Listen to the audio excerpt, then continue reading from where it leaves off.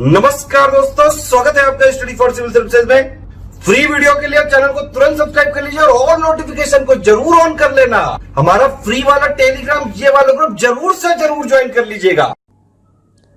जय हिंद दोस्तों, study for civil services में आपका स्वागत है। हम आपके लिए लेके आए 500 क्वेश्चंस और ये 500 क्वेश्चन है पूरे आर्ट एंड कल्चर से। इसको लिया गया है नितिन सिंघानिया की बुक से, CCRT से, फेसेट्स ऑफ इंडियन कल्चर जो स्पेक्ट्रम वाली बुक आती है वहाँ से, और क्लास 11 की NCERT की फाइन आर्ट की बुक से। ये पूरे 500 क्वेश्चन जो होंगे पूरी तरह से बाइलिंगुअल होंगे। UPSC के लिए IAS, PCS, SSC, TET, RRB, NDA, CDS, CAPF और अदर सिविल सर्विस और जितने भी कॉम्पिटिटिव एग्जाम्स हैं सारे के लिए ये बहुत इंपॉर्टेंट है। चलिए, इसको आगे बढ़ाने से पहले मैं आपको बता दूं, हमारे पेड कोर्सेज चलते हैं सभी सिविल सर्विसेज एग्जाम्स के लिए। आपको UPSC और दूसरे स्टेट PCS के लिए, जो कि फिलहाल अभी UPPSC और MPPSC और BPSC के लिए ही चल रहे हैं और UPSC के लिए भी चल रहे हैं। आप इन 2 नंबर्स पे कॉल कीजिए और बिल्कुल ही इन पेड कोर्सेज को ज्वाइन कीजिए अगर आप रियली इन एग्जाम्स के प्रति काफ़ी ज़्यादा सीरियस हैं तो। उसके अलावा हमारा टेलीग्राम पे चैनल है, आप उसको बिल्कुल ही ज्वाइन करें। वहाँ पे आपको फ्री स्टडी मटेरियल्स और वीडियो नोटिफिकेशन आपको मिलती रहेंगी। चलिए हम शुरू करते हैं। Art and culture 500 question. Question number 385, consider the following statement and choose the correct answer. अब आप सही कथनों को चुनिए यहां से। फर्स्ट देखिए, Bharat Ratna is the highest civilian award of the republic of India. अब भारत रत्न जो है वो भारत का सर्वोच्च नागरिक पुरस्कार। अब नागरिक पुरस्कार से आप क्या समझते हैं? देखिए, नागरिक पुरस्कार को हम कहते हैं civilian award, right. Civilian award वो अवार्ड है जो कि सिविलियन को दिए जाते हैं। मतलब कि जो सिविलियन कौन से लोग होते हैं? सिविलियन मतलब तो आप नागरिक ही जानते हैं, लेकिन सिविलियन का मतलब है कि those who are not military personnels. ठीक है, इसका क्लियरली है कि those who are not military personnels. तो इस तरह से यहां पे हम मिलिट्री लिख सकते हैं, मिलिट्री। ठीक है, तो जो मिलिट्री पर्सनल नहीं है वो सिविलियन है। तो सिविलियन को दिया जाने वाला सबसे सर्वोच्च पुरस्कार है भारत रत्न। ये बात हो गई। मिलिट्री पुरस्कार कौन कौन से हैं? आपको पता है सबसे सर्वोच्च कौन सा है? देखिए, इसमें 2 टाइप है मिलिट्री पुरस्कार की। अगर मैं बात करूं मिलिट्री अवार्ड्स, ठीक है, तो इसमें देखिए इसमें 2 टाइप है। एक है हमारा जो कि पीस टाइम में दिया जाता है और दूसरा है जो कि हमारा वॉर टाइम में दिया जाता है। ठीक है, वॉर टाइम में दिया जाता है। वॉर टाइम में कौन कौन से आते हैं? हमारे PBC परमवीर चक्र, MBC महावीर चक्र और VC वीर चक्र। ठीक, यहाँ पे आप पीस टाइम में आप आ जाएंगे तो क्या होता है? अशोक चक्र। उसके बाद से क्या होता है? कीर्ति चक्र। ठीक है, कीर्ति चक्र। और उसके बाद से लास्ट में क्या होता है? शौर्य चक्र। तो ये हो गए हमारे मिलिट्री अवार्ड्स। उसके अलावा कई सारे दूसरे मेडल्स भी होते हैं इसमें, लेकिन अगर हम सिविलियन की अवार्ड की बात करेंगे तो सबसे सर्वोच्च में स्टेटमेंट कह रहा है कि भारत रत्न आता है सिविलियंस के लिए। सेकंड देखिए, it was first given in 1950। अब पहली बार भारत रत्न जो है 1950 में दिया गया था। थर्ड देखिए, it cannot be given more than 3 people in a particular year. इसका मतलब है कि एक वर्ष में 3 लोगों से ज्यादा कोई नहीं दिया सकता। मान लीजिए कि अभी 2020 चल रहा है, ठीक है, तो 2020 में if there are many people nominated for this, कि उनको मिलना है, तो only 3 people can get it. अगर आपका नाम चौथे जगह पे है तो आपको नहीं मिलेगा। तो सिर्फ 3 लोगों को एक साल में मिलेगा, 1, 2, 3। ठीक है। फोर्थ देखिए, the award can be used as a prefix और suffix to the recipient's name in term of article 18(1) of the constitution. अब देखिए, जब किसी को भारत रत्न मिलता है तो भारत रत्न मिलना एक बहुत बड़े गर्व की बात है। तो यहाँ पे कहा जा रहा है कि संविधान के अनुच्छेद 18A के अनुसार जिसको भी भारत रत्न मिला, से कि सचिन तेंदुलकर को भारत रत्न मिला। ठीक है, सचिन तेंदुलकर को मिला। तो अब यह है कि सचिन तेंदुलकर इस ऑनर को शो करने के लिए क्या कर सकते हैं? इस भारत रत्न जो इनको मिला है उसे अपने नाम के पहले उपसर्ग की तरह और नाम के बाद में प्रत्यय की तरह यूज कर सकते हैं। मतलब वो लिख सकते हैं कि भारत रत्न सचिन तेंदुलकर। अगर उनसे कोई नाम पूछे, भाई आपका नाम क्या है, तो वो अपना नाम आसानी से क्या बताएंगे? भारत रत्न सचिन तेंदुलकर। या फिर प्रत्यय के रूप में यूज करते हैं तो क्या रहेंगे? सचिन तेंदुलकर भारत रत्न। तो ये हो गया। तो आपके पास 4 स्टेटमेंट हो गए। करेक्ट कोड आपको चुनना है। ए है हमारे पास 1 2 3, बी है 1 3 4, सी है 3 4 और डी है 1 और 3। क्या होगा आप यहाँ देखिए, करेक्ट ऑप्शन होगा हमारा डी। डी क्या कहता है करेक्ट ऑप्शन हमारा डी क्या कहता है, डी मतलब 1 और 3 मतलब स्टेटमेंट 2 एंड 4 हमारा आउटराइटली गलत हो जाएगा। तो पहले तो हम गलत काट देते हैं, गलत काटने के बाद इस पे बात करेंगे। कहा जा रहा है कि Bharat Ratna was first given in 1950, 1950 में पहली बार भारत रत्न दिया गया था। यही बात इसमें गलत है। कब दिया गया था, 1954 में दिया गया था। एक बात आप कान खोल के बिठा दीजिए। फोर्थ क्या है कि संविधान के अनुच्छेद 18(1) के अनुसार अगर किसी को भारत रत्न मिलता है तो वो इस भारत रत्न को अपने नाम के पहले उपसर्ग या फिर बाद में प्रत्यय के रूप में यूज कर सकता है। ठीक है, ऐसा भारत रत्न के साथ नहीं है। ऐसा सिर्फ मिलिट्री अवार्ड्स के साथ होता है। मतलब कि अगर मान लीजिए कि मैं हूं, अगर मेरा नाम कुछ है जैसे और मिलिट्री पर्सन हूं, जैसे सेठ कि मैं मेजर हूं, राइट, तो मेजर यशवंत सिंह, तो मेजर यशवंत सिंह को अगर मान लीजिए कि मिल गया महावीर चक्र, अगर मैंने बहुत आउटस्टैंडिंग और वीरता पूर्वक काम किया है, सलूट है उन मिलिट्री वालों को जो कि अपना पूरा लाइफ को जान को हाथ अपनी हथेली पर रख करके परिवार वालों की सोच न रखते हुए हमारे लिए बॉर्डर पे खड़े हैं और लड़ते हैं, गोलियां झेलते हैं। तो मेरा एग्जांपल ले लीजिए, अगर मुझे महावीर चक्र मिलता है तो मैं अपने नाम को नाम के आगे लिख सकता हूं कि खासकर लोग पीछे लिखते हैं कि मेजर यशवंत सिंह, जैसे पहले मैंने अपना रैंक लिखा मेजर यशवंत सिंह, उसके बाद लास्ट में लिखा महावीर चक्र। तो इस तरह से सिर्फ मिलिट्री अवार्ड्स को यूज किया जा सकता है। परमवीर चक्र को, एमबीसी को, बीसी को, या फिर आप जो मैं इधर बताया था पीस टाइम वाले अशोक चक्र, कीर्ति चक्र, शौर्य चक्र, इस सभी को अपने पहले आपका आएगा रैंक, फिर आपका आएगा नेम, और उसके बाद से आपको क्या अवार्ड या डेजिग्नेशन मिले हैं वो आप बिल्कुल नाम में यूज कर सकते हैं कहीं पे भी। तो ये हो गया। तो सेकंड और फोर्थ हमारा गलत है, आपने जान लिया कैसे। नेक्स्ट हम चलते हैं 386। देखिए, विच of the following statement is correct. बताना है कि कौन सा स्टेटमेंट करेक्ट है। यहाँ पे पहला है Padma award were introduce in 1954। Padma awards 1954 में शुरू किया गया था। पद्म पुरस्कार 1954 में शुरू किया गया था। सेकंड देखिए, if someone is a recipient of a lesser degree of Padma award they can be awarded a high degree of award only after 3 और more years since the last conferment. मतलब है कि देखिए पद्मा अवार्ड में 3 श्रेणियां हैं। अब 3 श्रेणी कौन कौन सी है तुरंत हम जानते चलेंगे। मैं लिख रहा हूं कि यहाँ पे पद्मा अवार्ड हो गया, ठीक है। पद्मा अवार्ड में देयर आर 3 जो है इसकी हायरार्की लेवल से मैं एकदम लिखूंगा। पहले में आता है पद्म भूषण, पद्म विभूषण, ठीक है, पद्म विभूषण, ठीक है। दूसरे में आता है हमारा पद्म भूषण, ठीक है, और तीसरे में आता है हमारा पद्मश्री, ठीक है। तो 3 हो गए हमारे, पद्म विभूषण, पद्म भूषण और पद्मश्री। तो मान लीजिए अब ये सेकंड स्टेटमेंट कहता है कि अगर किसी व्यक्ति को निम्न श्रेणी का पद्म पुरस्कार मिलता है, मतलब अगर किसी को मान लीजिए कि पद्मश्री मिल गया या फिर पद्म भूषण मिल गया, तो अभी इस साल मिल गया और अगले साल सोचा जाए कि उनका नाम जो है पद्म विभूषण के लिए दे दिया जाए, या फिर अगर पद्मश्री मिला है तो पद्म भूषण के लिए दे दिया जाए, तो ऐसा नहीं किया जा सकता। कहा जा रहा है कि कम से कम 3 साल के बाद ही उन्हें इससे हाईएस्ट डिग्री का दिया जा सकता है। सेकंड हो गया।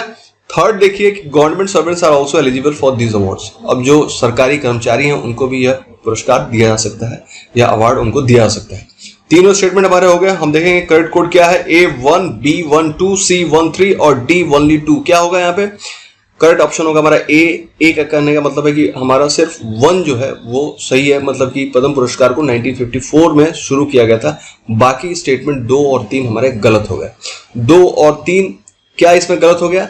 देखिए दूसरे की हम सबसे पहले बात करेंगे। जब भी ऐसे कुछ गलत होगा हमको करना क्या है, हमें सिर्फ इसको आउटराइटली पहले काटना है ताकि कंफ्यूजन ना हो। 2 और 3 आपने काट दिया। मैंने आपको बता दिया कि अगर किसी व्यक्ति को निम्न श्रेणी का पद्म पुरस्कार मिलता है, निम्न श्रेणियां मैंने आपको बता दी, पद्म अवार्ड हो गया, वो मतलब एक पूरा ग्रुप है। दूसरा इसमें 1 नंबर पे आता है पद्म विभूषण किसी को मिलता है, दूसरे नंबर पे पद्म भूषण मिलता है और तीसरे नंबर पे पद्मश्री मिलता है। मान लीजिए किसी को पद्मश्री मिल गया, तो अगर किसी को पद्मश्री मिल गया तो कहा जा रहा था कि 3 वर्ष के बाद ही उसको उससे हाईएस्ट वाला मिल सकता है। डायरेक्ट पद्म विभूषण भी मिल सकता है या बीच में पद्म भूषण भी मिल सकता है, दोनों में से कोई भी मिल सकता है, लेकिन 3 वर्ष के बाद। ये 3 वर्ष गलत है। कितने वर्ष के बाद? कम से कम 5 इयर्स के बाद जो है ये मिलेगा। 2 आप समझ गए। थर्ड देखिए, सरकारी कर्मचारी भी इन पुरस्कारों के लिए पात्र हैं? नहीं है। अगर हम सरकारी कर्मचारी की बात करें तो सरकारी कर्मचारी 2 तरह के होते हैं। एक तो हमारे जो है सेंट्रल गवर्नमेंट एम्प्लॉय हो गए, अगर मैं इनको लिखूं CGE, फिर हो गया हमारा कि स्टेट गवर्नमेंट एम्प्लॉय हो गया, ठीक है। उसके बाद से हो गए हमारे PSU एम्प्लॉयज। तो इन तीनों में अगर कोई डॉक्टर है या फिर अगर कोई हमारा साइंटिस्ट है, ठीक है, तो इन्हीं 2 सरकारी कर्मचारियों को पद्मा अवार्ड दिया जा सकता है अपनी सेवा के दौरान। बाकी किसी भी सरकारी कर्मचारी को पद्मा अवार्ड उनके सेवा के दौरान, जब तक वो नौकरी में नहीं दिया जा सकता। चलिए नेक्स्ट देखते हैं 387। विच of the following statement is correct. आपको बताना है कि कौन सा स्टेटमेंट हमारा करेक्ट है। पहला आप देखिए, Padma Vibhushan is the second highest civilian award given by the republic of India. अब पद्म विभूषण जो है भारत का दूसरा सर्वोच्च नागरिक पुरस्कार है। नागरिक एकदम मार्क कर लेना है। नागरिक का मतलब सिविल अवार्ड। सिविल अवार्ड मतलब मिलिट्री अवार्ड नहीं है। नागरिक तो भाई मिलिट्री वाले भी हैं, लेकिन इनको सिविलियन कहते हैं, उनको मिलिट्री वाले कहते हैं। तो यहां पे नागरिक पुरस्कार दूसरे नंबर का पूरे भारत में सिविल अवार्ड क्या है? पद्म विभूषण। और सेकंड है हमारा medal of Padma Vibhushan has a lotus flower in the middle and the word Padma Vibhushan imposed on the obverse. अब देखिए, कहा जा रहा है कि पद्म विभूषण अगर किसी को मिलता है तो जो पदक मिलेगा उसके मध्य में एक हमारा होगा कमल का फूल, राइट। कमल का फूल इस टाइप से एक बना होगा और लिखा होगा, यहां पे क्या लिखा होगा?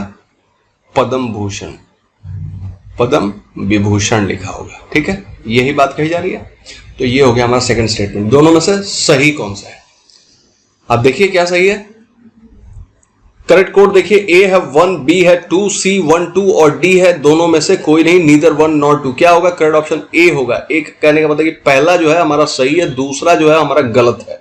तो पहले दूसरे को हम सीधा, हम क्या फॉलो कर रहे हैं? सीधा जो है दूसरे को आउटराइटली पहले काटते हैं ताकि कंफ्यूजन ना हो, फिर पहले की बात करते हैं। पहले के बारे में थोड़ा जानना जरूरी है।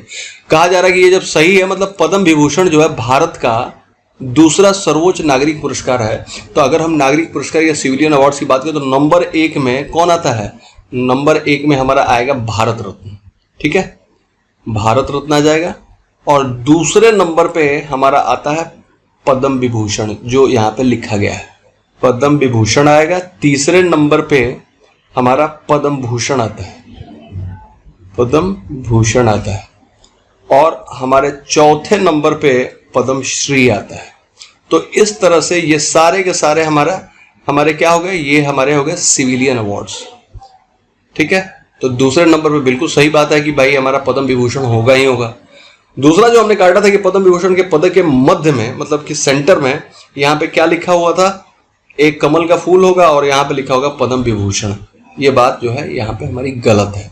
क्या होना चाहिए? यहाँ पे कमल का फूल तो होगा, लेकिन उसके अग्रभाग में लिखा होगा पद्म विभूषण को यहाँ से काट दीजिए और यहाँ पे लिखा होता है देश सेवा, क्या देश सेवा लिखा होता है। तो ये होगा हमारा 387। नेक्स्ट हम देखते हैं 388। देखिए, विच of the following statement is correct. अब फिर से आपको कथन देखना है कौन सा सही है। फर्स्ट देखिए, साहित्य अकादमी अवार्ड वॉज इंस्टीट्यूटेड इन 1975। साहित्य अकादमी पुरस्कार शुरू किया गया था 1975 में। सेकंड देखिए, it is given annually to those who have achieved literary merit and created new trends by publishing their works, prose और poetry in any of the 24 languages recognised by academy. अब देखिए दूसरा क्या कर रहा है कि अब जो साहित्य अकेडमी पुरस्कार है, यहाँ पे साहित्य अकेडमी ने 24 लैंग्वेजेस को रिकॉग्नाइज किया है, राइट, जिसमें कि साहित्य लिखा जा सकता है।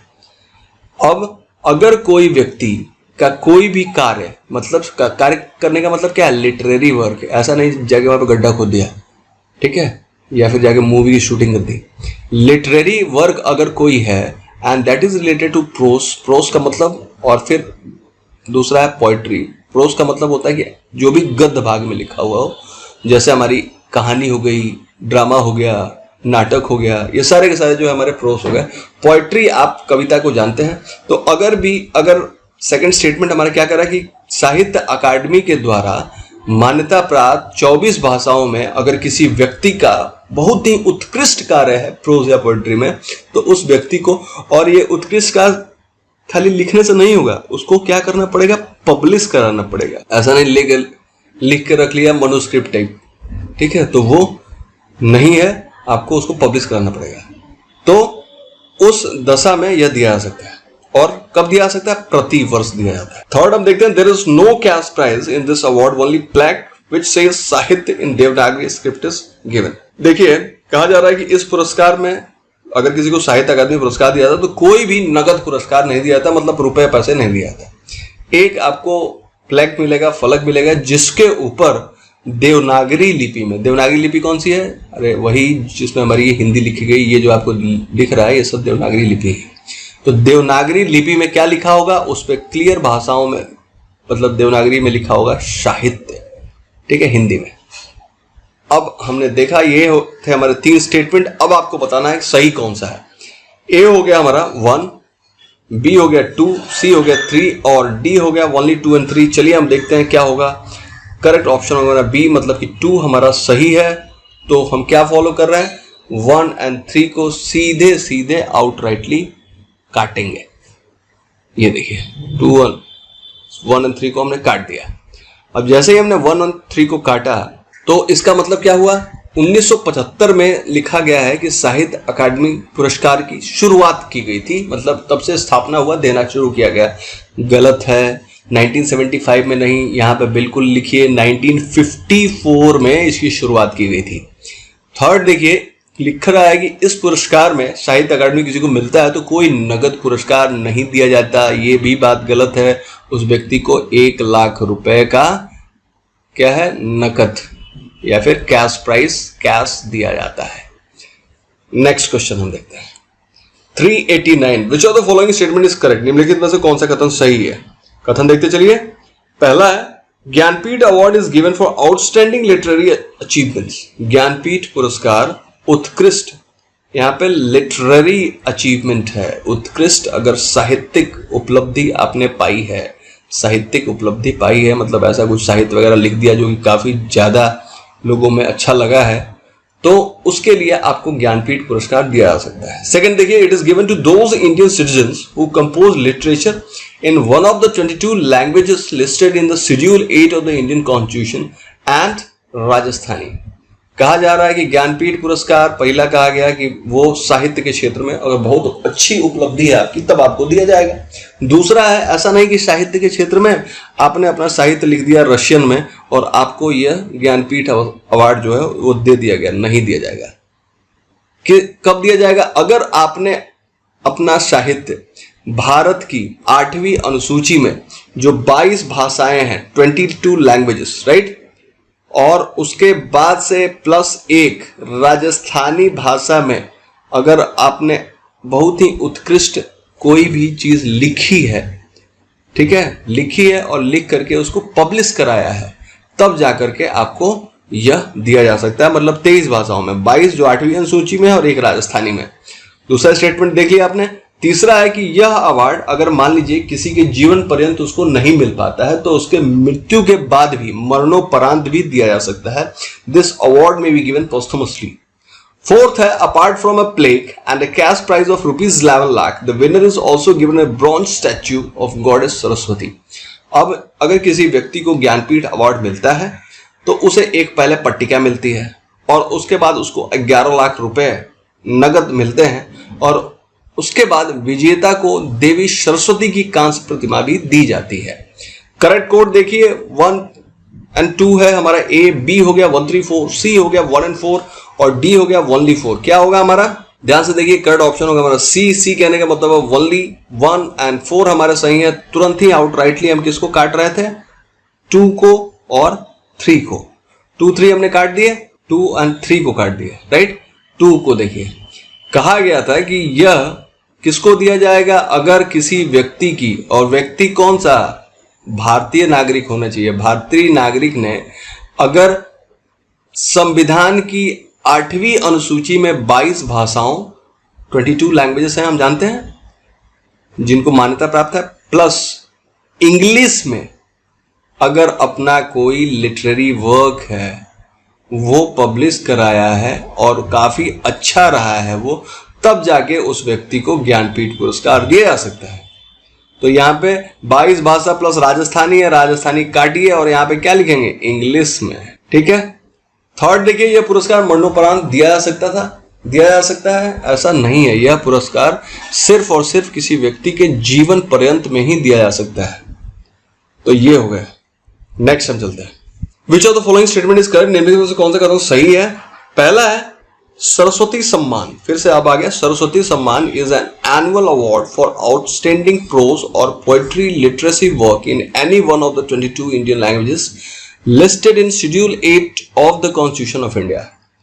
अब फिर से वही बात हो गई, संविधान की 8वीं अनुसूची में 22 भाषाएं। अभी इतना तो आपको पक्का रट जाएगा कि 8वीं अनुसूची में कितनी भाषाएं हैं मान्यता प्राप्त? 22 भाषाएं हैं। यूपीएससी के एग्जाम देते हैं तो आप इन्हीं 22 भाषाओं में से किसी भी एक भाषा में आप अपने एग्जाम को लिख सकते हैं, ठीक है। तो ये 22 भाषाएं हैं, तो 22 भाषाएं आपको रट गई होंगी। अब इन 22 भाषाओं में अगर किसी भी एक में बहुत ही आपका उत्कृष्ट गद्य या काव्य है तो आपको फिर एक वार्षिक पुरस्कार दिया जाएगा जिसका नाम होगा सरस्वती सम्मान। सेकंड आप देखते हैं, तो सरस्वती सम्मान was instituted in 1991 by the के बिरला फाउंडेशन। अब सरस्वती सम्मान की शुरुआत जो है वो 1991 में के बिरला फाउंडेशन द्वारा की गई थी। कौन सा स्टेटमेंट हमारा सही है गलत है? देखिए क्या है, select the correct code. A है 1, बी है 2, सी बोथ 1 and 2 और डी है नीदर 1 nor 2। क्या होगा? दोनों के दोनों ही हमारे सही हैं, मतलब कि बोथ आर करेक्ट, ठीक है। तो कौन सा होगा यहाँ पे? Both 1 and 2। नेक्स्ट हम चलते हैं 391, विच of the following statement is correct. अब देखिए फिर से बताइए कौन सा इसमें करेक्ट है। पहला है व्यास सम्मान is given for the literacy work which must be in Hindi language. अब अगर आपने हिंदी भाषा में कोई बहुत ही उत्कृष्ट लिटरेरी वर्क किया है, ठीक है, बहुत ही लिटरेरी अच्छा इसमें काम किया है, तो तब जाको आपको मिल सकता है। यहाँ पे साक्षरता नहीं, क्या लिखेंगे आप? साहित्य। बहुत सारे लोग इसमें कंफ्यूज करते हैं, ठीक है। The literacy work, literary work, right? Literary work has been published in past 5 years। अब वो जो साहित्य है जो आपने हिंदी भाषा में लिखा है, यहाँ पे 22 भाषा मत याद रखिएगा। जैसे व्यास आए तो व्यास मान लीजिए सिर्फ और सिर्फ हमारा हिंदी होगा। तो साहित्य का काम पिछले 5 वर्षों में प्रकाशित होना चाहिए था, तब जाकर के आपको व्यास सम्मान मिल सकता है। थर्ड देखिए, it was founded by the के बिरला फाउंडेशन। अब इसकी स्थापना भी के बिरला फाउंडेशन ने की थी। इसकी शुरुआत जो है, स्थापना ना लिखें कि आप लिख सकते हैं, इसकी शुरुआत जो है के बिरला फाउंडेशन ने की थी। किसकी बात कर रहे हैं हम? व्यास सम्मान की। करेक्ट कोड देखिए, ए है 1, बी है 1 2, सी है 1 3 और डी है ओनली 2 3। क्या होगा आपके यहाँ पे? करेक्ट ऑप्शन होगा हमारा सी। सी कहने का मतलब है कि ओनली 1 and 3, इसका मतलब जो स्टेटमेंट 2 है वो हमारा गलत है। स्टेटमेंट 2 कहा जा रहा है कि इसमें जो भी आपका लिटरेरी वर्क है पिछले 5 सालों में पब्लिश होना चाहिए। ऐसा नहीं पांडुलिपि लिख के रख ली है, ठीक है, पब्लिश होना चाहिए 5 सालों में। 5 साल नहीं है, 10 सालों के 10 साल या उससे पहले का होना चाहिए अगर पब्लिश, तब जाकर के आपको व्यास सम्मान मिल सकता है। और किस भाषा में? सिर्फ और सिर्फ हिंदी लैंग्वेज में, याद रखना है। नेक्स्ट देखिए 392 हम चलते हैं। विच of the following statement is correct? कौन सा स्टेटमेंट हमारे यहाँ पे करेक्ट है? फर्स्ट है Dada Saheb Phalke award was introduced in 1969। Dada Saheb Phalke पुरस्कार 1969 में शुरू किया गया था।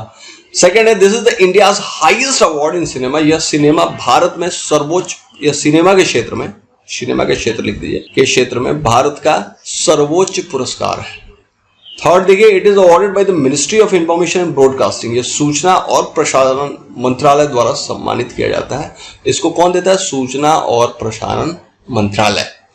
3 स्टेटमेंट हो गए। फिर हम देखते हैं कौन कौन से हमारे सही हैं। Select the correct code. A हो गया 1 2 और बी हो गया 1 3 और सी हो गया 2 3 और डी हो गया ऑल ऑफ द अबव। चलिए देखते हैं क्या होगा। करेक्ट ऑप्शन होगा हमारा ए। ए कहने का मतलब है कि ए में हमारा हो गया 1 and 2 दोनों ही हमारे सही हैं। जो तीसरा है आउट राइटली फट से कट गया। Statement 3 is wrong. अब दादा साहब फाल्के अवार्ड 1969 में शुरू किया गया था, सही बात है।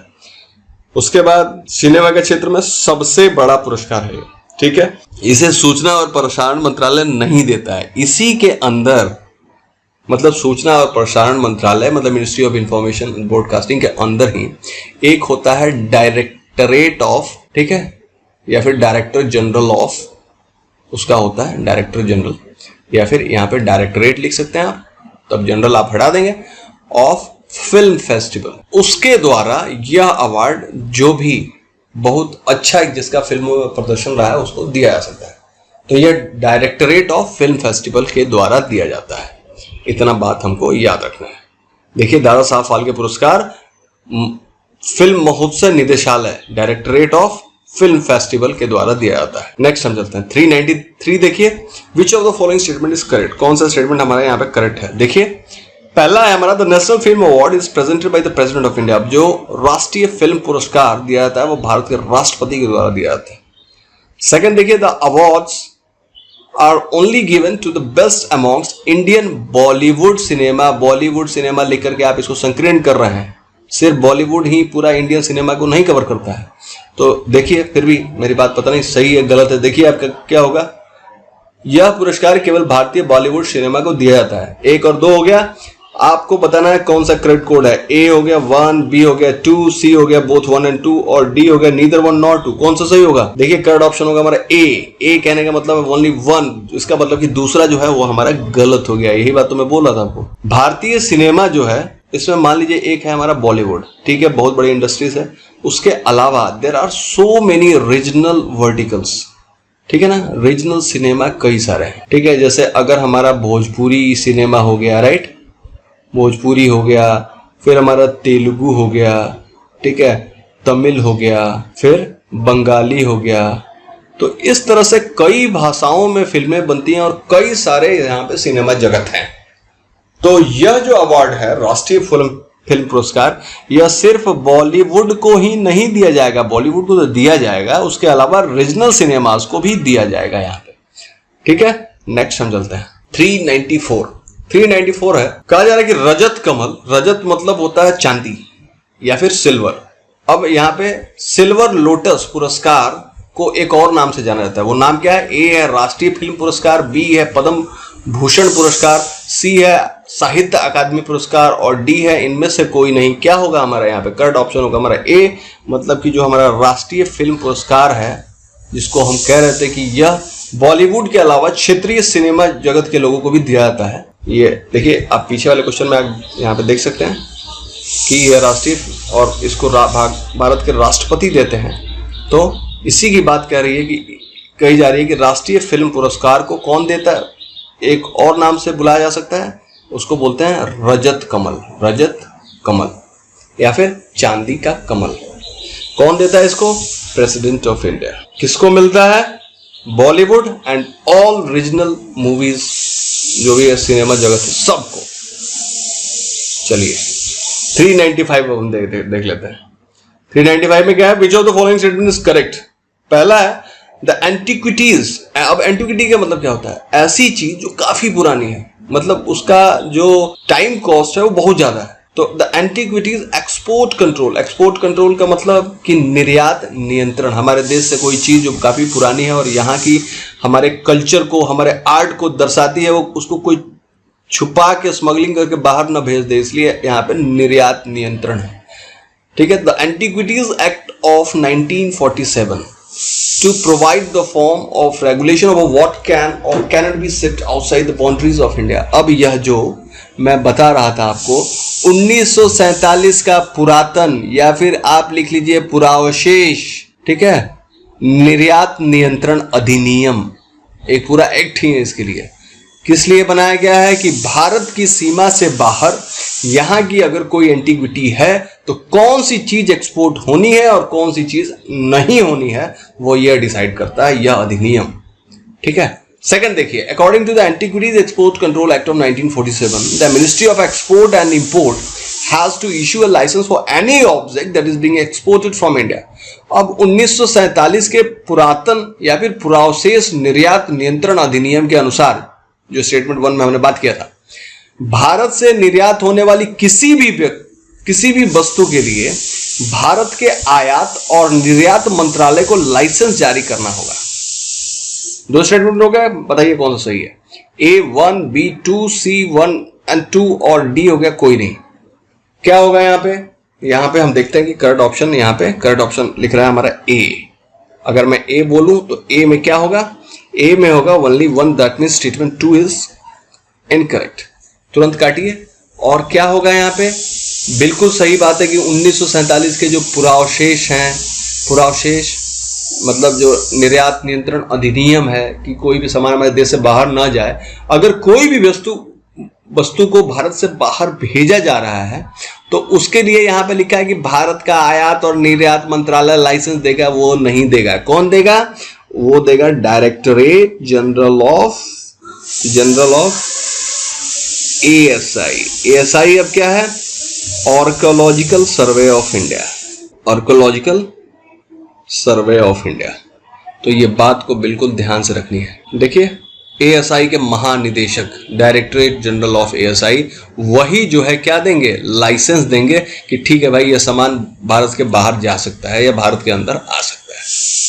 क्यों? क्योंकि उनको बेहतर पता है कि किसी भी चीज की इस मतलब आर्कियोलॉजिकल वैल्यू क्या है, उसकी टाइम वैल्यू क्या है। पहली बात तो है कि वो ऐसी चीज जो चीजें होती हैं वो बिल्कुल ही बहुत ही प्रीशियस होती है, मतलब उनका कोई वैल्यू इनवैल्यूएबल होती है। क्यों इनवैल्यूएबल होती है? क्योंकि हमारे कल्चर का कोई कीमत नहीं लगा सकता। आई होप ये मेरे शब्द हैं, ठीक है। तो इस तरह से इसके लिए कौन जिम्मेदार है? डायरेक्टरेट जनरल ऑफ ASI, क्योंकि वो इन चीजों को अच्छे से जान सकते हैं कि यह चीज का एक्चुअल में वैल्यू क्या है या हमारे कल्चर से कितनी रिलेटेड है, भारत के बाहर जानी चाहिए नहीं जानी चाहिए, और उसके बाद यही लाइसेंस इशू करते हैं अगर भारत से बाहर कोई भी वस्तु जा रही है तो। नेक्स्ट हम देखते हैं 396, which article deals value and preserve the rich heritage of Indian culture. अब कौन सा अनुच्छेद? अनुच्छेद बोले तो संविधान का अनुच्छेद, ठीक है। ऐसे नहीं कि आप यहाँ पे आर्टिकल का मतलब लेख हो समझ लें, ठीक है। कौन से हमारे संविधान का कौन सा अनुच्छेद हमारे भारतीय संस्कृति की समृद्ध विरासत को महत्व देता है और उसको संरक्षित करता है? बिल्कुल ए हो गया अनुच्छेद 29 फिर बी अनुच्छेद 49, सी अनुच्छेद 51A और डी है अनुच्छेद 43। क्या होगा हमारा यहाँ पे? करेक्ट ऑप्शन होगा हमारा सी। सी कहने का मतलब कि अनुच्छेद 51A का मुख्य कार्य क्या है? भारतीय संस्कृति की समृद्ध विरासत को महत्व देना और उसका संरक्षण करना। नेक्स्ट हम देखते हैं 397, विच of the following statement is correct. आपको बताना है कौन सा स्टेटमेंट हमारा करेक्ट है। पहला देखिए, the crafts council of India. अब क्राफ्ट्स काउंसिल ऑफ इंडिया को बोलते हैं हम CCI, मतलब कि यहाँ पे भारतीय शिल्प परिषद आप लिखिए, ये शिल्प परिषद भारत लिखा है, यहाँ क्या लिखते हैं? भारतीय शिल्प परिषद, इसको एकदम भूलना नहीं है। तो भारतीय शिल्प परिषद या उसका नाम है क्या? क्राफ्ट काउंसिल ऑफ इंडिया, मतलब CCI एक लाभकारी संगठन है। इसका कार्य, लाभकारी का मतलब क्या समझते हैं? मतलब लाभ कमाएगा। सेकंड देखिए, it promotes activities to preserve and develop handicraft industry in India. यह भारत में हस्तशिल्प उद्योग के संरक्षण और विकास के लिए गतिविधियों को बढ़ावा देता है। अब हस्तशिल्प से क्या समझते हैं? हस्तशिल्प से जो भी चीजें हाथ से बनती हैं, अब चाहे आप घड़ा बना लो या फिर हाथ से कोई मतलब बुनाई करके कढ़ाई करके कुछ कपड़ा बना लो या हाथ से कोई भी इस तरह की चीज बना लो, वो सारी चीजें जो है भारतीय शिल्प परिषद है उसके लिए आपको बढ़ावा दे सकती है। थर्ड देखिए, the headquarter of CCI is in Delhi. अब CCI का जो हेडक्वार्टर है वो यहाँ पे कहा जा रहा है दिल्ली में है। चौथा देखिए, CCI के संस्थापक मतलब भारतीय शिल्प परिषद के संस्थापक के नाम पर CCI की दुकानों का नाम कमला रखा गया है। हो सकता है कि कोई कमला होगा। करेक्ट कोड देखिए, A है 12, B है 13, C है 234 और D है only 24। क्या होना चाहिए हमारा? करेक्ट ऑप्शन होगा हमारा D, मतलब कि only 2 and 4, that mean statement 1 काट दीजिए और स्टेटमेंट 3 रॉन्ग है। पहला क्या है? भारतीय शिल्प परिषद एक अलाभकारी संगठन है, मतलब कि पैसा कमाने के लिए नहीं बना है। It is just for to bring our national, जो भी हमारे देश में जो भी हैंडीक्राफ्ट्स हैं उसको आगे ले जाना है, उसको प्रिजर्व करना है, उसको डेवलप करना है, तो उसमें पैसा किस लिए कमाएगा? पहला गलती हो गया। दूसरा देखिए, CCI का मुख्यालय दिल्ली में है, दिल्ली में नहीं है। कहां पे है? चेन्नई में है, ठीक है। नेक्स्ट हम चलते हैं 398 देखिए, विच of the following statement is correct. निम्नलिखित में से कौन सा कहते हैं सही है? पहला देखिए, Indira Gandhi national centre for the arts IGNCA, Indira Gandhi राष्ट्रीय कला केंद्र 1985 में इसको शुरू किया गया था। दूसरा है IGNCA हैज 6 फंक्शनल यूनिट। अब IGNCA के अंदर 6 इसकी कार्यात्मक इकाइयां हैं जो भी फंक्शनल हैं, जो काम करती हैं, डिफरेंट टाइप के काम, वो 6 हैं। तीसरा है जन संपदा, जनपद संपदा IGNCA की एक कार्यात्मक इकाई है। 3 स्टेटमेंट आपने देख लिए, करेक्ट कोड देखिए A1, B12, C23 और D हो गया ऑल ऑफ द अबव। क्या होना चाहिए हमारा? करेक्ट ऑप्शन होना चाहिए हमारा D। सारे के सारे सही हैं, तो फिर किसे रुकना। 399 देखते हैं, विच of the following statement is correct. बताइए कौन सा कथन हमारे यहाँ पे सही है। पहला बताया जा रहा है All India Radio create programmes in about 16 languages. All India Radio, Akhil Bharatiya radio. पहले आजकल तो रेडियो कितने लोग सुनते हैं। हाँ, कभी कभी अगर आप गांव में ऐसी जगह पे बैठे हैं जहाँ पे टीवी वगैरह नहीं चल पा रहा है और आपका मोबाइल भी उतना फंक्शन नहीं है, तो रेडियो से आप काम चला सकते हैं। पहले होता था कि क्रिकेट जब होता था तो सभी लोग, जहाँ पे टीवी नहीं होता था वहाँ पे लोग ले करके बैठते थे रेडियो, या फिर गाना सुनते थे, समाचार सुनते थे, विविध भारती, ये सारी चीज़ें सुनते थे। अभी तो लगभग आउट ऑफ ट्रेंड हो रहा है। तो अखिल भारतीय रेडियो, जो रेडियो पे सारे प्रसारण देखता है, लगभग 16 भाषाओं में कार्यक्रम बनाते हैं। पहला हो गया। दूसरा देखिए, the motto of the India Radio is बहुजन हिताय बहुजन सुखाय। अब अखिल भारतीय रेडियो का जो आदर्श वाक्य है कि क्या यह कहता है, वो कहता है कि बहुजन हिताय और बहुजन सुखाय, मतलब ये सभी लोगों के हित में और सभी लोग खुश हों, सुखी से रहें। सेलेक्ट द करेक्ट कोड देखिए, A है 1, B है 2, C बोथ 1 and 2 और D नीदर 1 nor 2। क्या सही होगा? करेक्ट ऑप्शन होगा हमारा B कहने का मतलब है ओनली 2 जो है हमारा सही हो गया। इसका मतलब तुरंत हमारा 1 गलती हो गया। गलती हुआ, तुरंत हम इसका ऑपरेशन करेंगे। क्या ऑपरेशन करेंगे भाई? अखिल भारतीय रेडियो लगभग 16 भाषाओं में कार्यक्रम पेश करता है। कैसे होगा? नहीं, गलत बात है कुछ एक। अब फिर से वही जो हम रट चुके हैं, इंडियन कॉन्स्टिट्यूशन में, ठीक है, 8th शेड्यूल में 8वीं अनुसूची की बात कर रहा हूं। कितनी भाषाएं हैं? 22 भाषाएं हैं। अब 22 भाषाओं के अलावा एक और कौन सी भाषा हो गई? 22 और प्लस इंग्लिश को कैसे भूल सकते हैं, क्योंकि इंग्लिश तो हमारे संविधान में हम जानते हैं कि हिंदी जो है हमारी राज्य भाषा है। ये मत भूल के कर दीजिएगा राष्ट्र भाषा है। वो हमारा मतलब इंडियन है and we must proud of our language. लेकिन सिर्फ एक लैंग्वेज नहीं है यहाँ पे। देश हमारी विविधताओं का मतलब कहते हैं ना, अनेकता में एकता है। तो सारी भाषाएं उतनी ही इंपॉर्टेंट है। लेकिन जानिए, भारत में 8वीं शेड्यूल में 22 भाषाएं हैं और साथ ही जो हमारी राजभाषा है जिसको हम कहते हैं हिंदी, ठीक है ना, हिंदी के साथ साथ इंग्लिश को मतलब बिल्कुल कोई भी समय सीमा निर्धारित नहीं की गई है और सारे राज्य कार्यों में इसका यूज किया जाएगा। तो कभी भी आप जानिए कि अगर कोई अखिल भारतीय रेडियो टाइप कुछ भाषाओं में किसी चीज का प्रसारण करता है तो 22 में तो करेगा ही करेगा, क्योंकि सबको महत्व देना है, और इंग्लिश में भी करेगा। ठीक है, नेक्स्ट हम चलते हैं। 400 हमारा क्या कहता है? Which of the following statement is correct? पहला देखिए, Nehru memorial museum and library was called the 3 Murti house. Nehru memorial संग्रहालय और पुस्तकालय को 3 मूर्ति हाउस कहा जाता था। सेकंड देखिए, imperial records department IRD was renamed as the national archives of India after the independence of India. अब पहले जो इंपीरियल रिकॉर्ड विभाग था IRD, उसको जब हमारा देश स्वतंत्र हुआ उसके बाद से उसका नाम बदल दिया गया, और नाम बदल के क्या रख दिया गया? राष्ट्रीय अभिलेखागार या फिर NAI। ठीक है, करेक्ट कोड आप बताइए। A1, B2, C both 1 and 2 और D है नीदर 1 nor 2। क्या होगा? करेक्ट ऑप्शन C, मतलब कि दोनों सही हैं। किस लिए रुकना फिर यहाँ पे? नेक्स्ट देखते हैं। 401 विच of the following statement is correct? कौन सा स्टेटमेंट हमारा यहाँ पे करेक्ट है? देखिए, फर्स्ट है हमारा the Indian council for cultural relation ICCR। Indian council for cultural relation is under the aegis of ministry of culture. सांस्कृतिक संबंध के लिए भारतीय परिषद या फिर भारतीय सांस्कृतिक संबंध परिषद, ऐसे भी लिख सकते हैं। किसके अधीन आता है? सांस्कृतिक मंत्रालय के अधीन है, संस्कृति मंत्रालय के अधीन है। सेकंड देखिए, ICCR क्या हो गया? Indian council for cultural relation या फिर भारतीय सांस्कृतिक संबंधों के लिए परिषद। ICCR focuses on the formulation and implementation of the programs and policies that are related to the culture of different states of India।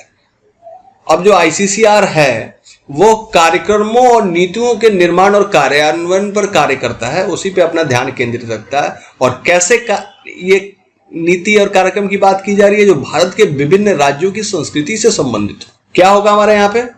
Select the correct code. A है 1, B है 2, सी है बोथ 1 and 2 और D है neither 1 nor 2। क्या होना चाहिए? Correct option है ए। ठीक है, अब ए का कहने का मतलब ओनली 1 मतलब 2 को तुरंत ही आउटराइटली काटिए। देखिए आईसीसीआर का काम तो है क्या करना कि कार्यक्रमों और नीतियों के निर्माण और कार्यान्वयन पे काम करना है। इतनी बात तो भाई इसमें सही है, लेकिन गलत क्या है?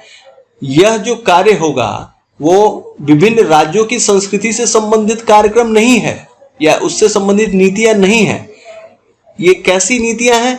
यहां पे देखिए, भारत और अन्य राष्ट्रों के बीच गहरी बाहरी सांस्कृतिक संबंधों में गहराई, मतलब कि इंडियाज रिलेशन, ठीक है, विद अदर नेशन। इससे संबंधित जितने भी हमारे प्रोग्राम्स हैं, इसके संबंधित जितने भी प्रोग्राम्स हैं, प्लस इससे संबंधित जितने भी हमारे पॉलिसीज हैं, उनको बनाना, उनको डेवलप करना और उन पे अपना ध्यान फोकस करना, यही आईसीसीआर का काम है।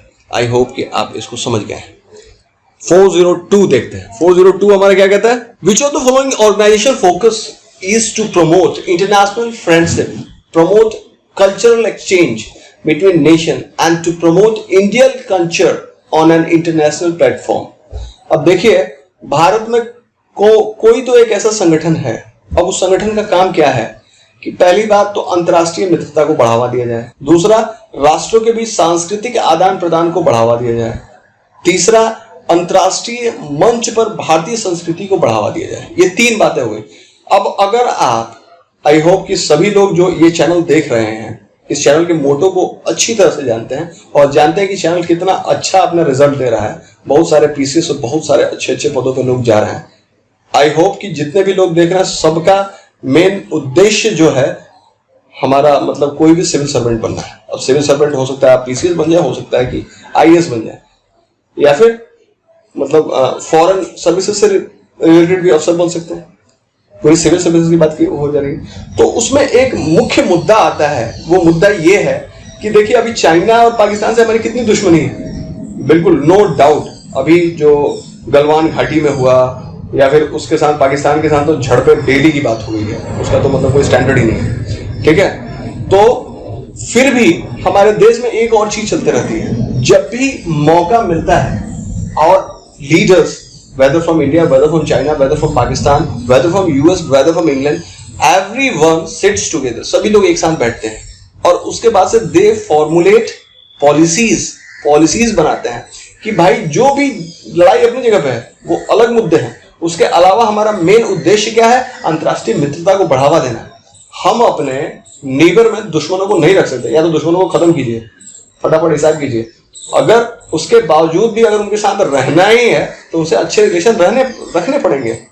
तो अंतर्राष्ट्रीय मित्रता को बढ़ावा देना, राष्ट्रों के बीच सांस्कृतिक आदान प्रदान को बढ़ावा देना। आपने देखा होगा कि कई बार स्टूडेंट एक्सचेंज की बात की जाती है। स्टूडेंट एक्सचेंज का मतलब हमारे यहाँ से कुछ बच्चे विदेशों में पढ़ने जाते हैं, वहां के बच्चे यहाँ पे आते हैं।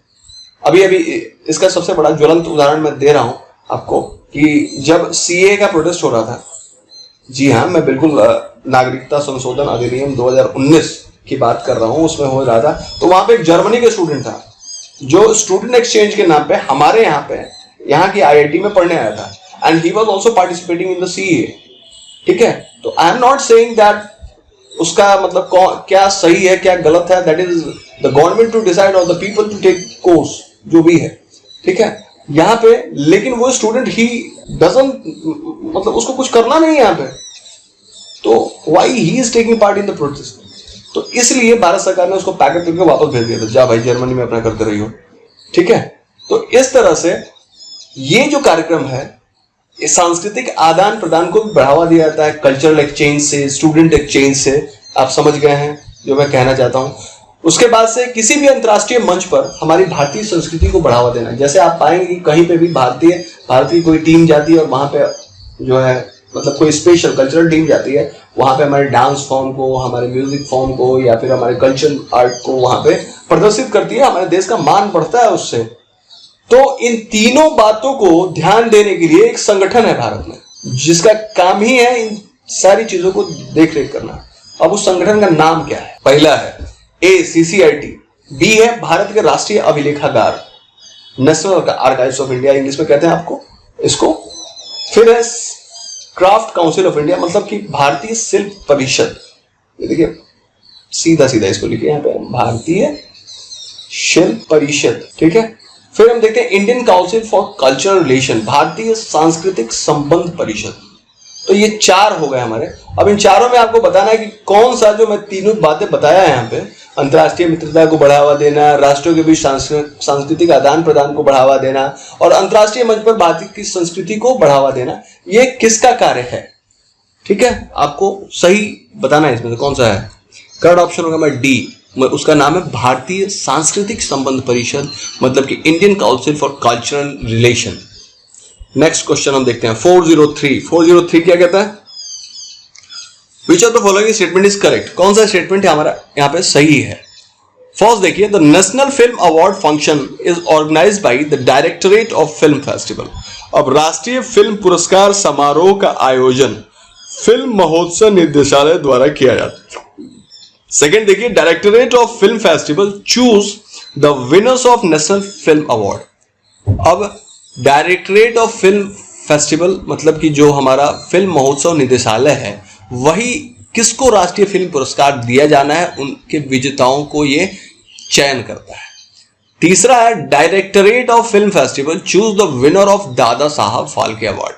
अब डायरेक्टरेट ऑफ फिल्म फेस्टिवल जो है, यही दादा साहब फाल्के पुरस्कार के किसको दिया जाना है, कौन सा विजेता है, उसका भी यही चयन करता है। अब मैं फिर से आपको थोड़ा सा पीछे वाले क्वेश्चन पे ले चलता हूं। इसका मतलब ये नहीं कि मैं बोलते जा रहा हूं आप सुनते जाएं पीछे उसको ठंडे बस्ते में, नहीं। If I am saying directorate of film festival, directorate of film festival मतलब कई बार कर चुका है। इसका मतलब क्या है, ये हमारे मिनिस्ट्री ऑफ, आप जानते हैं कि जो प्रसार और जो दूरसंचार का मंत्रालय था, उसके ही अंदर एक आता है डायरेक्टरेट ऑफ फिल्म फेस्टिवल। अब पहला क्या कह रहा है कि द नेशनल फिल्म अवार्ड, जो राष्ट्रीय फिल्म पुरस्कार समारोह का आयोजन फिल्म महोत्सव निदेशालय करता है। फिर इसका काम नेशनल फिल्म अवार्ड किसको दिया जाना है उसको भी चुनना है। फिर क्या है, दादा साहब फाल्के अवार्ड, ये क्या है दादा साहब फाल्के अवार्ड, ये 1969 में शुरू हुआ था और फिल्म इंडस्ट्रीज का सबसे बड़ा अवार्ड है। तो ये 3 हो गया। तो इन तीनों में आपको बताना है कि करेक्ट कोड क्या है। ए हो गया 1 2, बी हो गया 1 3, सी हो गया 2 3 और डी हो गया ऑल ऑफ द एबव। क्या होगा, करेक्ट ऑप्शन होगा हमारा बी। बी कहने का मतलब 1 और 3 तुरंत आउटराइटली काटना है हमको, किसको, 2 को। 2 में क्या बोल रहा है, directorate of film festival choose the winners of national film award. गलत है। कौन, सरकार की एक राष्ट्रीय चयन पैनल नियुक्त होती है जो राष्ट्रीय फिल्म पुरस्कार के विजेताओं का फैसला करता है। ठीक है, एक बिल्कुल ही dedicated government appoints national selection panel.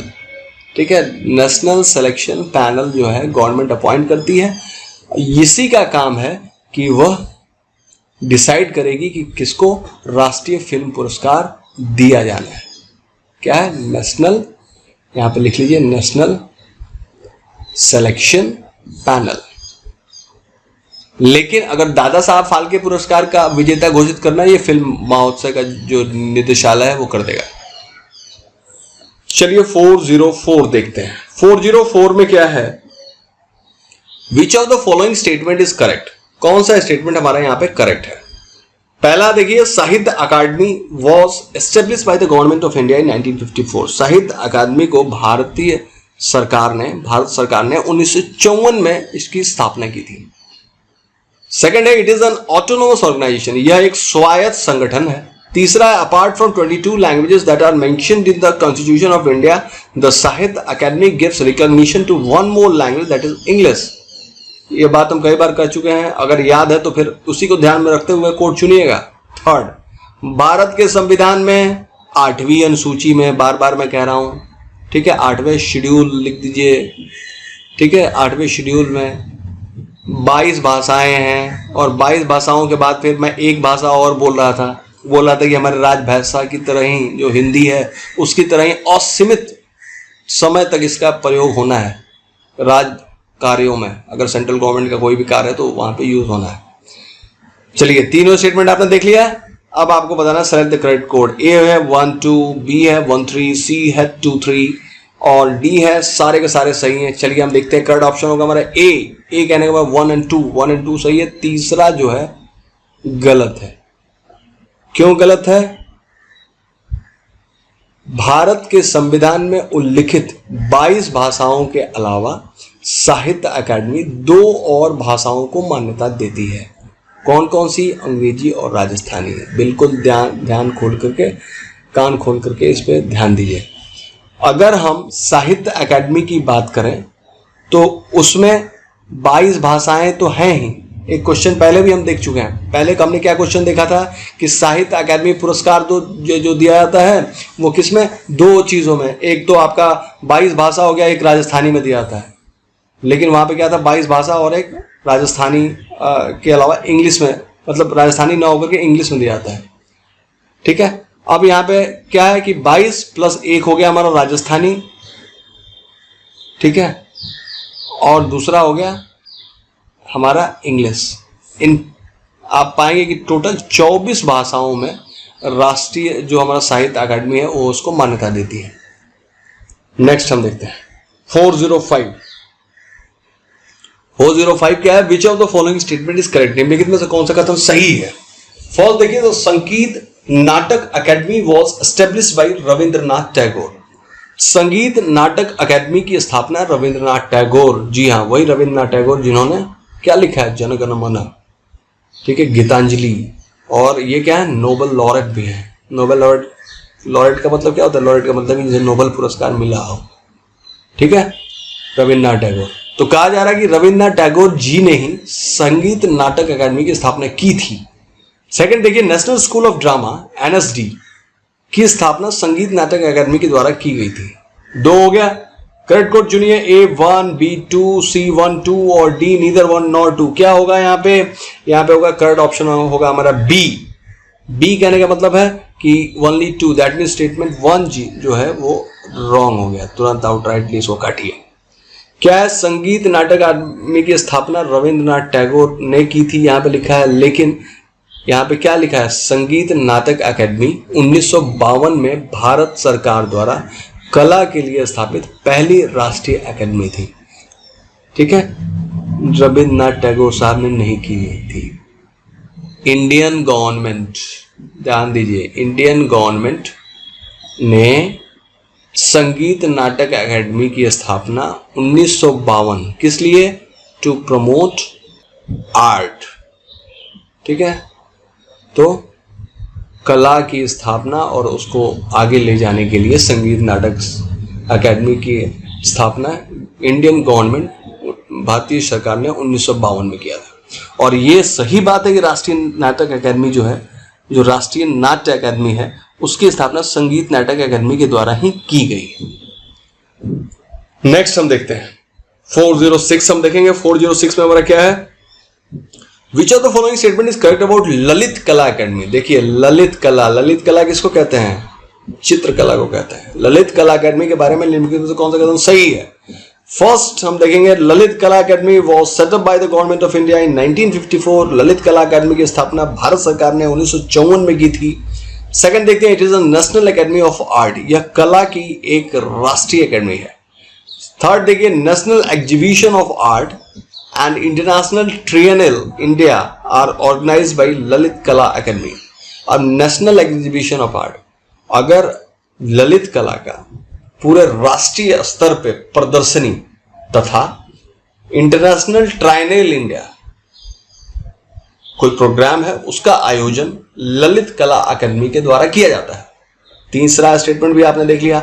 चौथा देखिए, the main object of this academy is to promote fine arts in India. अब इस अकेडमी का मुख्य उद्देश्य भारत में ललित कला, fine arts, right? Fine arts क्या है? कितना अच्छा चित्रकारी कर लेते हैं, या उस टाइप से कौन सा आर्ट बहुत अच्छा बना लेते हैं आप, तो उससे संबंधित। तो इस अकेडमी का मुख्य उद्देश्य भारत में ललित कला को बढ़ावा देना है। 4 स्टेटमेंट आपने देख लिए, करेक्ट कोड चुनिए। A 1 2 3, B 2 4, C 1 3, D all of the above. क्या होगा? करेक्ट ऑप्शन डी, सारे के सारे हमारे यहाँ पे सही है। तो 1 पे मारिए, 2 3 4 ऑल आर करेक्ट। नेक्स्ट देखिए 407 क्या कहता है? Which of the following statements correct? कौन सा कहता हूं सही है? The study of coins and medallions is known as numismatics. अब सिक्कों और पदकों के अध्ययन को न्यूमिस्मैटिक्स कहते हैं। दूसरा देखिए, और मतलब हिंदी में न्यूमिस्मैटिक जानना है? मुद्रा शास्त्र। ठीक है, मुद्रा शास्त्र लीजिए। The first recorded use of coins was in India in 6th century BC। अब सिक्कों का पहला रिकॉर्ड, मतलब जो साक्ष्य मिलता है कि भारत में कभी सिक्के यूज होंगे, वो भारत में ईसा से 6ठी शताब्दी पूर्व हुआ था। 2 स्टेटमेंट हमें मिल गए, दोनों के बाद आप देखिए करेक्ट कोड क्या है? A 1, B 2, C both 1 and 2, D neither 1 nor 2। क्या हुआ? करेक्ट ऑप्शन सी, दोनों ही हमारे सही हैं। मतलब एक चीज तो आप यहां पे समझ गए, सिक्के और पदक अगर इनका अध्ययन आपको करना है तो आपको न्यूमिस्मैटिक्स जानना होगा। न्यूमिस्मैटिक्स को हिंदी में मुद्रा शास्त्र कहते हैं। दूसरा, भारत में सिक्के, आज 2020 चल रहा है ना, तो 2020 ये लगा लीजिए और 600 साल पुराना पहले लगा लीजिए, तो भारत में सिक्कों का चलन ईसा के पूर्व 6ठी शताब्दी में शुरू हुआ था। नेक्स्ट हम देखते हैं 408, विच of the following statement is correct? कौन सा स्टेटमेंट हमारा यहाँ पे करेक्ट है? देखिए, पहला है मगधन पंचमार्क कॉइन्स हैड स्वास्तिक। अब जो मगधन क्या है? मगध के जो पंच चिन्हित सिक्के थे उस पर क्या लिखा था? पंच चिन्हित का मतलब क्या होता है? पंच कोई दूसरा चीज नहीं होता है, एक तरह का उपकरण होता है, हथौड़े से लेकर के उसको ऐसे रख करके उस पर एक बार से स्ट्राइक किया जाता है, एक हथौड़ा मारिए उस पर पंच लग जाएगा।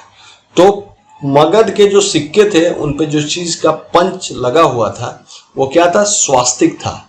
स्वास्तिक, ठीक है। और ये इसकी बात हो रही है, ठीक है। या अगर आप बेहतर बना सकते हैं तो यही होना चाहिए, ये, ठीक है। ये हो गया हमारा स्वास्तिक। तो मगध के सिक्कों पे स्वास्तिक बनाया गया था। आपको पता है स्वास्तिक आर्यों का, अगर मैं आर्य कहता हूं, I am not speaking about the Hindu religion, I am speaking about the race, ethnicity. अब आप में से कई सारे आर्य हो सकता है कि उनका धर्म दूसरा हो, वो ईसाई भी हो सकते हैं, हमारे सिख भी हो सकते हैं, हमारे मुस्लिम भी हो सकते हैं, कुछ भी हो सकता है। आर्य और स्वास्तिक को जितना ज्यादा हम रेवरेंट मानते हैं, उसकी पूजा करते हैं, कहीं पे भी पूजा शुरू होगा ना हिंदू धर्म में तो पहले स्वास्तिक बनाया जाता है। लेकिन अगर आप यूरोप साइड में जाइए तो इसको एकदम मतलब कर्स माना जाता है, शापित। क्यों? हिटलर नाम सुना आपने? Adolf Hitler.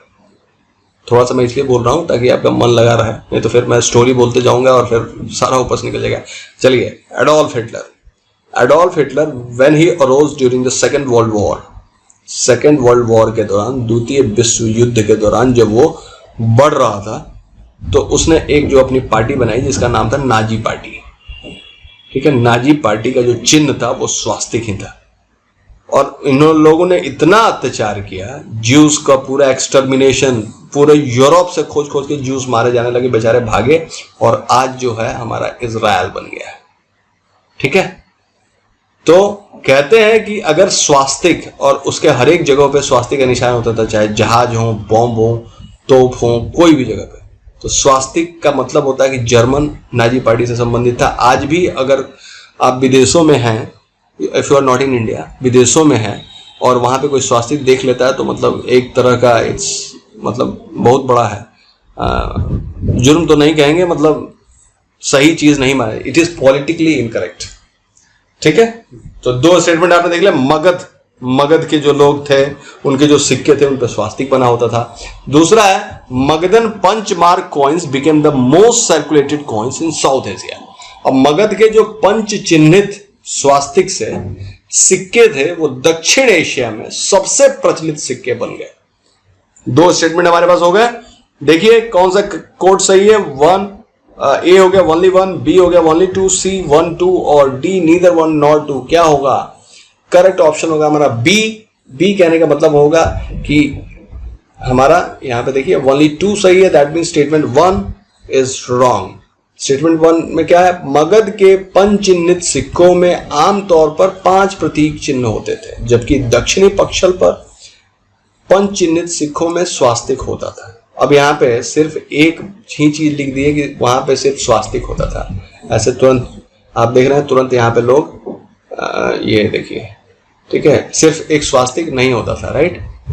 मगध के जो सिक्के थे एक साइड में, मतलब मान लीजिए कि जो सामने वाला साइड है, कोई भी साइड, एक साइड में 5 चिन्ह होते थे, 5 डिफरेंट शेप्स, और जो पीछे वाला साइड होता था उसमें होता था हमारा स्वास्तिक, ठीक है। ये हमने जान लिया। दक्षिण पंचल,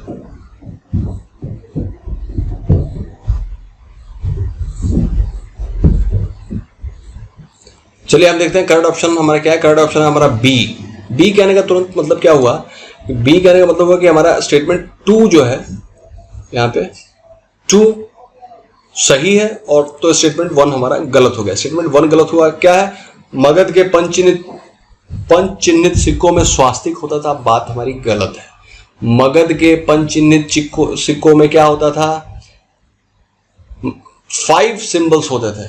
देखिए कि मगध का जो सिक्का होता था, अगर ये सिक्का है तो उसमें 5 चिन्ह होंगे, नंबर 1 2 3 4 5, किसी में कोई भी शेप बना होगा, डिफरेंट शेप्स, ठीक है। लेकिन अगर दक्षिणी पांचाल की मैं बात करूं, दक्षिणी पांचाल की, यहां पे मैं लिखता हूं साउथ पंचाल, दक्षिणी पंचाल के जो सिक्के होते थे, वहां के जो पंच मार्क कॉइन होते थे, पंच मार्क कॉइन्स, उस पे हमारा स्वास्तिक बना होता था, ठीक है, स्वास्तिक बना होता था। ये मगध के कॉइन्स पे नहीं था, मगध कॉइन्स पे यह नहीं था, किस पे था, दक्षिणी पंचाल पे। ये सही है, ठीक है। तो ये बात गलत है, मगध के पंचचिन्हित सिक्कों में आमतौर पर 5 प्रतीक होते थे। नेक्स्ट हम देखते हैं 409। 409 क्या है, which of the following statement is correct. The coins of the Greek kings in India were bilingual, that is written in Greek on the front side and in Pali language in Kharoshthi script on the back. अब भारत में हम जानते हैं कि भारत में कई सारे लोग यहाँ पर रह चुके हैं, ग्रीक भी आए थे। ग्रीक वही ग्रीक हम किसको कहते हैं, अलेक्जेंडर सबसे पहले आया था 326 BC, 326 BC में। उसके बाद से कौन, सेल्यूकस निकाटर। सेल्यूकस निकाटर के बाद जब उसको सेल्यूकस निकाटर को हरा दिया किसने, चंद्रगुप्त मौर्य ने, तो उसके बाद से ही मैरिड अपने जो उनकी डॉटर थी वो हेलेना, उन दोनों की शादी हो गई और मिनांडर यहां से भाई हार गया, जो सेल्यूकस निकाटर था वो हार गया। उसके बाद से चंद्रगुप्त जो थे उन्होंने कईयों को बोला कि ठीक है, आप जो है हमारा जो अभी अफगानिस्तान वाला एरिया है वहां पे खास हिस्सों में आप रह सकते हैं। तो ग्रीक जो है भारत के कई एक हिस्सों में रहने लगे। तो कई सारे जो ग्रीक राजा हुए यहाँ पे, उन्होंने जो भारत में सिक्के चलाए, उनके सिक्के जो होते थे वो बाइलिंगुअल होते थे। बाइलिंगुअल, अभी ये स्क्रीन देख रहे हैं आप, ये स्क्रीन, यहाँ पे इंग्लिश लिखी है, यहाँ पे हिंदी लिखी है, इसी को बोलते हैं बाइलिंगुअल। मतलब कि जिसमें 2 भाषाएं हो, 2 भाषाएं हो, बाइलिंगुअल। तो द्विभाषी होते थे उनके सिक्के ग्रीक राजाओं के, और उनमें एक साइड में यहाँ पे ग्रीक में लिखा होता था, ग्रीक में, और उसके पिछले साइड में पाली में लिखा होता था, राइट। और पाली की लिपि कौन सी होती है, यहाँ पे लिखा था कि पाली की खरोष्ठी लिपि में लिखा होता था। तो एक हो गया हमारा स्टेटमेंट। दूसरा स्टेटमेंट हम देखते हैं, Kushan coins were adorned with helmeted bust of the king on one side and the king's favourite deity on the reverse. जो कुषाण थे, अब कुषाण भारत में कई सारी दूसरी भी जातियां थी, शक थे, कुषाण थे, ठीक है। तो इसमें जो कुषाण थे उनके जो सिक्के होते थे उनमें एक तरफ राजा के हेलमेट के साथ सुशोभित चित्र होता था। हेलमेट मतलब जो हो गया जैसे मुकुट होता है वैसा ही आज के हेलमेट जैसा कुछ वो पहनते थे। दूसरे साइड में रिवर्स पर, उसके पिछले साइड में राजा के जो देवता होते थे, जो कुल देवता होते थे, उनकी तस्वीर होती थी। 2 स्टेटमेंट हमारे पास हो गए। करेक्ट कोड देखिए, A1 B2 C both 1 and 2 और D neither 1 nor 2। क्या होगा हमारा यहाँ पे, करेक्ट ऑप्शन होगा हमारा सी। सी का मतलब कि दोनों ही हमारे सही है। नेक्स्ट हम चलते हैं 410 which of the following statement is correct about coins used by Satavahanas. अब यहां पे आप देखिए कि कौन सा स्टेटमेंट सतवाहनों के द्वारा जो सिक्के प्रयोग किए जाते थे उनके बारे में सही है। पहला हम देखते हैं, the Satavahana kings mostly use silvers as a material for the coins. अब जो सतवाहन थे, जो भी वो अपने सिक्के गढ़वाते थे, वो सिक्के हमारे जो होते थे वो चांदी के सिक्के होते थे, सिल्वर। दूसरा हम देखेंगे, on the one side most of the Satavahana coins had the figure of an elephant, horse और लायन और चैत्य। अब एक तरफ जितने भी हमारे सतवाहनों का जो सिक्का मिलेगा उसके एक तरफ या तो हाथी का, घोड़े का, शेर का या फिर चैत्य का चित्र होता था। तीसरा हम जानते हैं, द डायलेक्ट यूज्ड वाज प्राकृत। अब सतवाहनों के समय में जो भाषा बोली जाती थी वह प्राकृत भाषा थी। 3 हो गया। करेक्ट कोड देखिए, ए हो गया 1 2, बी 2 3, सी 1 3 और डी ओनली 2। क्या होगा? करेक्ट ऑप्शन होगा हमारा बी। बी कहने का मतलब है कि 2 3 दैट मीन स्टेटमेंट 1 को आउटराइटली हम यहां पे काट देंगे। स्टेटमेंट 1 जो हम काटेंगे, स्टेटमेंट 1 में क्या है? सतवाहन राजा ज्यादातर अपने सिक्कों के लिए सामग्री के रूप में सीसा का इस्तेमाल करते थे। अब सीसा यहां पे क्या है? उसको बोलते हैं लेड। ठीक है, तो लेड के सीस जो होते थे वो कॉइन्स होते थे, इसलिए लेड के होते थे। यहां पे हमने सिल्वर लिखा था, ये सिल्वर नहीं है, क्या होना चाहिए यहाँ पे? लेड। यहां पे भी लेड का। ठीक है, नेक्स्ट हम देखते हैं 411। On one side of the coins king can be found playing the veena, this type of coins belong to. अब कुछ एक सिक्कों पे आप पाएंगे कि राजा को वीणा बजाते हुए पाया जा सकता है। इस प्रकार के सिक्के किसके हैं? कौन इन सिक्कों को जो है, किसने इन सिक्कों को इशू किया है? ए देखिए, कॉइन्स बाय सतवाहन, ये सतवाहन के सिक्कों पे होता था कि वहां पे राजा बीना बजाते हुए दिखता था। बी है पश्चिमी क्षत्रपों या इंडो सीथियन के सिक्के। अब जितने भी पश्चिम क्षत्रप थे, क्षत्रप हम किसको कहते हैं? शुरू से जो हमारा पश्चिम वाला हिस्सा है, मतलब कि उस समय जो सिंध अफगानिस्तान वाला एरिया था, बलूचिस्तान वाला एरिया था, वहां पे जितने भी दूसरे लोग आए वो अपने क्षत्रप लगा के, जैसे सिकंदर लोगों को आ रहा गया वहां पे क्षत्रप लगा दिए। उसके बाद से दूसरे लोग भी आए, वहां पे अपने क्षत्रप लगा दिए। तो वहां पे क्षत्रप जो होते थे, पश्चिम में क्षत्रप रहते थे। नेक्स्ट है इंडोसीथियन। इंडोसीथियन किसको बोलते हैं? शक। जो शक जाति थी और जो भारतीय शक हो गए थे, उनके सिक्कों पे आप पाएंगे कि राजा जो है वीणा बजाते हुए उसकी फोटो मिल जाएगी आपको सिक्कों के ऊपर। तीसरा है coins issued in Gupta age. Gupta युग में जारी किए गए सिक्कों पे आप पाएंगे कि राजा वीणा बजाते हुए पाया जा सकता है। डी है कॉइन्स ऑफ द वर्धन्स। अब हर्षवर्धन के जो सिक्के होते थे, वर्धन के जो सिक्के होते थे, उस पे ऐसा मिलता है। हम देखते हैं क्या सही होगा। करेक्ट ऑप्शन होगा हमारा सी। गुप्त युग में जारी किए गए सिक्कों के ऊपर आपको मिल जाएगा कि राजा जो है, किंग्स, वो बीड़ा बजा रहे हैं। अच्छा, अगर ऐसा कुछ होता है तो what do you infer from this? क्या समझते हैं आप इससे? इसका मतलब यह है कि गुप्त युग में जो कला थी उसको राजा संरक्षण देता था। इसका मतलब समझ रहे हैं ना? कला का मतलब कि उस समय संगीत या फिर कला को बहुत ही ज्यादा जो संरक्षण दिया जाता था राजा के द्वारा। तब तो राजा जो है सिक्के के ऊपर अपनी बीना बजाते हुए फोटो लगाता है। मतलब उस ऐसा जो हम न्यूमिस्मैटिक्स में पढ़ते हैं कि सिक्कों से पता चल जाता है कि उस समय का समय कैसा रहा होगा। इससे आप देखिए, अगर सिक्के बड़ी धातु के हैं, मतलब सोना हो गया, चांदी होगा, मतलब कि वह राज संपन्न होगा। दूसरा, अगर सिक्कों पे मान लीजिए कि किसी डाइटी का, देवता का चित्र बना है, इसका मतलब बहुत ही ज्यादा धार्मिक होगा और राजा धर्म कार्यों में ज्यादा लगा रहता होगा। तीसरा, इस तरह के अगर राजा बीड़ा बजाते हुए दिखता है, इसका मतलब तुरंत हमें पता चलता है कि गुप्त युग में जो वीणा है, जो हमारा संगीत है, उसका काफी अच्छा प्रसार हुआ होगा और राजाओं के द्वारा कला को संरक्षण दिया जाता होगा। ठीक है, तो इस तरह से न्यूमिस्मैटिक्स में जो भी आर्कियोलॉजिकल वाले हैं वो अंदाजा लगाते हैं। नेक्स्ट, आपको ये मिल गया और आपको पता चलेगा गुप्त युग में जारी किए गए सिक्कों पर राजा वीणा बजाते हुए पाया जा सकता है। फिर हम देखते हैं 412 क्या कहता है। 412 है which of the following statement is correct, कौन सा कथन सही है। अब देखिए पहला है Ujjain symbol was used in coins by Satavahana. अब सतवाहनों के सिक्कों में उज्जैन का प्रतीक पाया जाता है। सेकंड है on the coins of western Kshatrapas had one side of the head of the king and the other side the figure of the pickup. अब मैंने जो आपको ऑलरेडी पश्चिमी क्षत्रपों के बारे में बताया, वहां के जो सिक्के होते थे उनके एक साइड में किंग का सिर होता था, किंग्स हेड, ठीक है, और दूसरे साइड में पीकॉक का, ठीक है, मोर का चित्र होता था।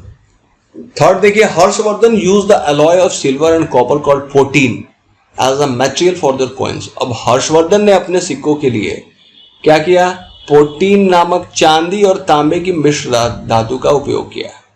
करेक्ट कोड देखिए A1, B12, C123 और D नन ऑफ देम, कोई भी नहीं। क्या होगा हमारा यहाँ पे, करेक्ट ऑप्शन होगा हमारा ए है, मतलब ओनली वन इज राइट। तो तुरंत ही 2 गलत हो जाएगा और 3 भी गलत हो जाएगा। 2, 3 को बहुत ही डिटेल हम जानेंगे। 2 को फिर से देखते चलिए। पश्चिमी क्षत्रपों के सिक्कों पर राजा जो सिक्के होते थे उसमें एक साइड में किंग का हेड होता था, दूसरे में साइड में पीकॉक होता था। बात हमारी गलत है। क्या है, पश्चिमी क्षत्रपों के सिक्कों पर एक तरफ राजा का सिर होता था। अगर यहाँ पे मैं सिक्के बनाऊं 2 के लिए तो एक साइड में आपके किंग का हेड होगा, ठीक है, दूसरे साइड में हमारे बौद्ध धर्म को चूंकि वो मानते होंगे तो बौद्ध का चैत्य होगा, ठीक है। जबकि वर्धमान के सिक्कों में एक तरफ राजा का सिर और दूसरी तरफ मोर का चित्र था। कहाँ का, अगर लेकिन भाई जब मोर वाली बात आ गई है मतलब कहीं का तो होगा। वर्धमान के जो सिक्के थे वहां पे एक साइड में हमारा किंग हेड होता था, राइट, और दूसरे साइड में हमारा पीकॉक होता था। फिर हम देखते हैं कि सतवाहन ने अपने सिक्कों के लिए एक सामग्री के रूप में 14 नामक चांदी और तांबे का उपयोग किया, लेकिन सतवाहन राजा ज्यादातर अपने सिक्कों के लिए सीसा सामग्री का उपयोग करते थे। यहां पे क्या लिखा है, यहां पे लिखा था कि हर्षवर्धन ने, देखिए लिखा है ना कि हर्षवर्धन ने अपने सिक्कों के लिए 14 नामक चांदी और तांबे की मिश्र धातु का उपयोग किया। हर्षवर्धन नहीं है भाई, क्या है, ये सतवाहन राजा थे जिन्होंने 14 नामक चांदी और तांबे के मिश्र धातु का प्रयोग किया था सिक्कों के लिए। लेकिन ज्यादातर ये यूज सिक्का किससे बनवाते थे, लेड से, ठीक है। आई होप कि ये वीडियो आपको काफ़ी अच्छा लग रहा है।